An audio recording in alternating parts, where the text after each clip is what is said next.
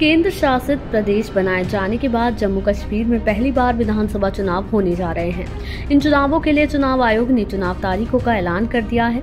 वहीं हरियाणा में भी विधानसभा चुनावों का इंतजार अब खत्म हो गया है और चुनाव आयोग ने केंद्र शासित प्रदेश जम्मू कश्मीर में विधानसभा चुनाव के लिए तारीखों का ऐलान कर दिया है।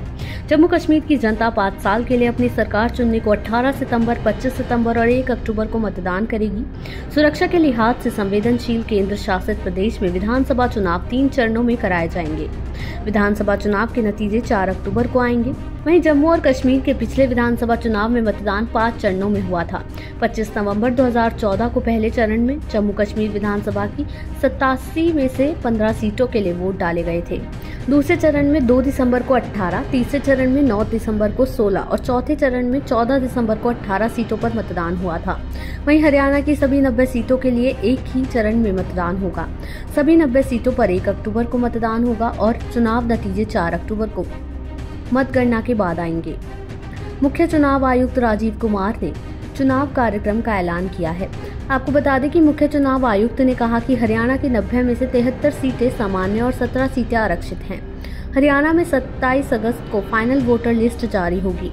उन्होंने कहा कि हरियाणा में 2 करोड़ से ज्यादा मतदाता हैं, 20,629 पोलिंग बूथ हैं, 150 मॉडल पोलिंग बूथ हैं और मुख्य निर्वाचन आयुक्त राजीव कुमार ने कहा कि लोकसभा का चुनाव दुनिया में हमारी लोकतांत्रिक ताकत का प्रमाण है। वहीं हरियाणा विधानसभा की 90 सीटों के लिए पिछले चुनाव यानी 2019 के विधानसभा चुनाव में एक ही चरण में वोट डाले गए थे। तब हरियाणा विधानसभा की सभी सीटों के लिए 21 अक्टूबर 2019 को वोट डाले गए थे। चुनाव नतीजों का ऐलान 24 अक्टूबर को हुआ था। 2019 के हरियाणा विधानसभा चुनाव में 68% मतदाताओं ने अपने मताधिकार का उपयोग किया था। जम्मू कश्मीर की बात करें तो जम्मू और कश्मीर में 2014 के बाद ये पहला विधानसभा चुनाव होगा। 2014 में सूबे की 87 विधानसभा सीटों के लिए वोट डाले गए थे। तब पीपल्स डेमोक्रेटिक पार्टी 28 सीटें जीतकर सबसे बड़ी पार्टी बनकर उभरी थी। वहीं बीजेपी को 25 सीटों पर जीत मिली थी। नेशनल कॉन्फ्रेंस ने 15 और कांग्रेस ने 12 सीटें जीती थी।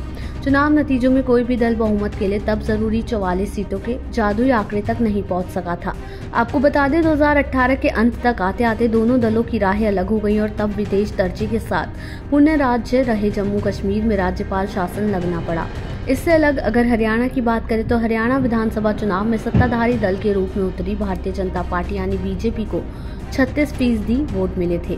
बीजेपी 40 सीटें जीतकर सबसे बड़े दल के रूप में उभरी। कांग्रेस को 28% वोट शेयर के साथ 31, दुष्यंत चौटाला की जनजायक जनता पार्टी यानी जेजेपी को 14% वोट शेयर के साथ 10, हरियाणा लोकहित पार्टी को 1% से भी कम वोट शेयर के साथ 1 सीट पर जीत मिली थी। वहीं 2019 के चुनाव में 7 निर्दलीय भी विजयश्री हासिल कर विधानसभा पहुंचने में सफल रहे थे। 90 सदस्यों वाली हरियाणा विधानसभा में बहुमत का जादुई आंकड़ा 40 सीटों का है। किसी भी दल को बहुमत नहीं मिली थी। हाल के लोकसभा चुनाव में बीजेपी और जेजेपी अलग अलग लड़ रहे हैं। हरियाणा में लोकसभा की 10 सीटें हैं। हालिया लोकसभा चुनाव में बीजेपी और कांग्रेस दोनों ही दलों को 5-5 सीटों पर जीत मिली थी। गौरतलब है कि 2014 और 2019 के लोकसभा चुनाव में बीजेपी ने सभी सीटें जीतकर सूबे में क्लीन स्वीप किया था। आपको बता दें कि जम्मू कश्मीर राज्य पुनर्गठन और परिसीमन के बाद होने जा रहे ये पहले चुनाव 2014 के मुकाबले काफी अलग होंगे। जम्मू कश्मीर में पहले 87 सीटों के लिए चुनाव होते थे। पाकिस्तान के कब्जे वाली कश्मीर की 24 सीटें मिलाकर सीटों की कुल संख्या 111 थी।